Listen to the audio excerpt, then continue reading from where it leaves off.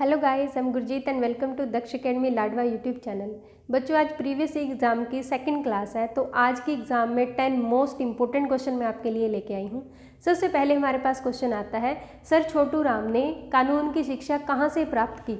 तो सर छोटू राम ने कानून की शिक्षा कहाँ से प्राप्त की थी? आगरा कॉलेज से प्राप्त की थी। सर छोटू राम के बारे में बच्चों जितना बताया जाए उतना कम है। तो सर छोटू राम की अगर हम बात करें, इन्हें क्या कुछ कहा गया है? इन्हें रहबरे आजम बोला गया है। अगर क्वेश्चन आता है रहबरे आजम किन्हें बोलते हैं? सर छोटू राम को। उसके बाद है किसानों के मसीहा। किसानों के मसीहा, किसानों के मसीहा क्यों बोला है? क्योंकि सर छोटू राम ने ही सबसे पहले किसानों की जो समस्याएं हैं उनको उठाया था, इसलिए इन्हें क्या बोला जाता है? किसानों के मसीहा। उसके बाद नेक्स्ट क्वेश्चन आता है जाट गजट। जाट गजट जो समाचार पत्र है वो किसने निकाला था? जाट गजट समाचार पत्र के संपादक कौन? सर छोटू राम। और ये कब निकाला था? 1916 में। और कहाँ से? रोहतक से। रोहतक से 1916 में सर छोटू राम ने कौन सा समाचार पत्र निकाला था? जाट गजट। उसके बाद है सर छोटू राम को क्या बोला जाता है? भाखड़ा बांध के निर्माता। भाखड़ा बांध के निर्माता भी कौन? सर छोटू राम। नेक्स्ट है बच्चों, ये क्वेश्चन बहुत ही इंपॉर्टेंट है। कोहिनूर पत्तर के संपादक कौन थे? कोहिनूर पत्तर के संपादक कौन थे, या फिर कोहिनूर पत्तर कहाँ से निकाला गया था? तो कोहिनूर पत्तर के संपादक कौन थे? बाल मुकुंद गुप्त। उसके बाद है ये निकाला कहाँ से गया था? लाहौर से। लाहौर से इसको निकाला था। किसे? कोहिनूर समाचार पत्र को। नेक्स्ट हमारे पास बाल मुकुंद जी के बारे में क्या क्वेश्चन आता है? बाल मुकुंद गुप्त का जन्म हरियाणा में कहाँ हुआ था? तो बाल मुकुंद गुप्त का जन्म हरियाणा में 1888 और 89 कहाँ पे? गुड़ियानी। गुड़ियानी बच्चों, यहाँ पे कई बुक्स में गुड़ियानी को कहाँ पे दिया है? झज्जर में दिया गया है। आपने याद रखना, पहले तो ये झज्जर में पढ़ता था, लेकिन अब कहाँ पर पढ़ता है? ये रेवाड़ी में। तो आपने एग्जाम में अगर क्वेश्चन आता है कि इनका जन्म कहाँ हुआ था, गुड़ियानी रेवाड़ी में पड़ता है। उसके बाद है बाल मुकुंद गुप्त जी ने और कई पत्र निकाले हैं, जैसे भारत मित्र। भारत मित्र भी किन का पत्र था? ये भी बाल मुकुंद गुप्त का पत्र था। एंड नेक्स्ट है चुनारे अखबार। चुनारे अखबार ये भी किन का पत्र?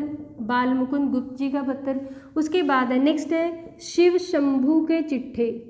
शिव शंभू के चिट्ठे ये भी किन्होंने लिखे? ये भी बाल मुकुंद गुप्त जी ने लिखे। नेक्स्ट है बच्चों, हरियाणा में प्रथम रेलगाड़ी कहाँ चली? ये बहुत ही इंपॉर्टेंट क्वेश्चन है। अब देखो, ये तो सभी को पता है कि भारत में पहली रेलगाड़ी कब चली थी, लेकिन क्वेश्चन यहाँ पे ये आता है, अगर हरियाणा जी के पॉइंट ऑफ व्यू से देखा जाए कि हरियाणा में पहली रेलगाड़ी कहाँ चली और कब चली थी, तो हरियाणा में पहली रेलगाड़ी 14 फरवरी 1873 में चली थी। कहाँ से कहाँ?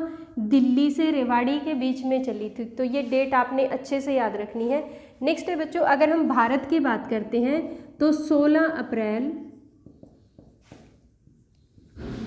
1853 में पहली रेलगाड़ी चली। भारत में 16 अप्रैल 1853 में पहली रेलगाड़ी चली थी। कहाँ से कहाँ? ये चली थी मुंबई से थाने के बीच।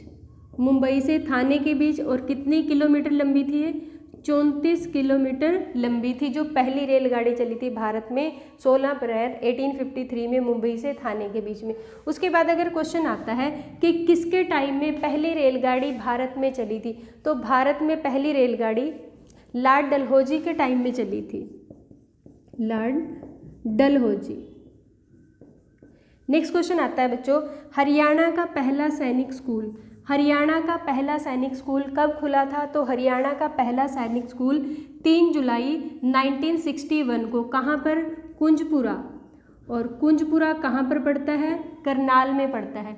बच्चों, जो कुंजपुरा का स्कूल है ये हरियाणा का तो पहला सैनिक स्कूल है, लेकिन भारत का दूसरा सैनिक स्कूल है। अगर भारत की बात पूछी जाए कि भारत में पहला सैनिक स्कूल कब खुला था, तो भारत में 23 जून 1961 को पहला सैनिक स्कूल खुला था। कहाँ पर? सतारा। सतारा महाराष्ट्र में ये भारत का पहला सैनिक स्कूल था। कौन सा? सतारा, महाराष्ट्र में पड़ता है। और अगर सैनिक स्कूल कुंजपुरा की बात करें तो ये हरियाणा का पहला सैनिक स्कूल है। उसके बाद अगर क्वेश्चन आता है कि हरियाणा का दूसरा सैनिक स्कूल कहाँ पर है, तो दूसरा सैनिक स्कूल कहाँ पर है? रेवाड़ी में। और ये कब खुला था? 2008 में ये ओपन हुआ था। कौन सा सैनिक स्कूल? जो रेवाड़ी में पड़ता है। उसके बाद अगर थर्ड की बात पूछते हैं कि थर्ड सैनिक स्कूल हरियाणा का, तो ये कहाँ पर? मातन हेल, जो कहाँ पर पड़ता है? झज्जर में। ये अभी प्रस्तावित है। जो तीसरा सैनिक स्कूल है हरियाणा का, ये अभी प्रस्तावित है। कहाँ पर? मातन हेल, जो झज्जर में पड़ता है। नेक्स्ट है बच्चों, कांग्रेस आंदोलन के प्रथम जेल सत्याग्रही। ये भी बहुत ही इंपॉर्टेंट क्वेश्चन है। तो कांग्रेस आंदोलन के प्रथम जेल सत्याग्रही कौन थे? बाबू मुरलीधर। बाबू मुरलीधर के बारे में अगर पूछा जाए कि इनका जन्म स्थान या फिर ये कहाँ से संबंधित है, हरियाणा में किस जिले से इनका संबंध है, तो अंबाला से। नेक्स्ट क्वेश्चन है बच्चों, हरियाणा के किंग मेकर किसे बोला जाता है? तो हरियाणा के किंग मेकर किसे बोलते हैं? चौधरी देवीलाल को। चौधरी देवीलाल की अगर हम बात करें, इन्हें और किस नाम से जाना जाता है? ताऊ के नाम से जाना जाता है। किन्हें? चौधरी देवीलाल को। नेक्स्ट क्वेश्चन आता है, चौधरी देवीलाल के जन्म के बारे में पूछ लेते हैं कि इनका जन्म स्थान कौन सा है। तो इनका जन्म स्थान है सिरसा का चौटाला गांव।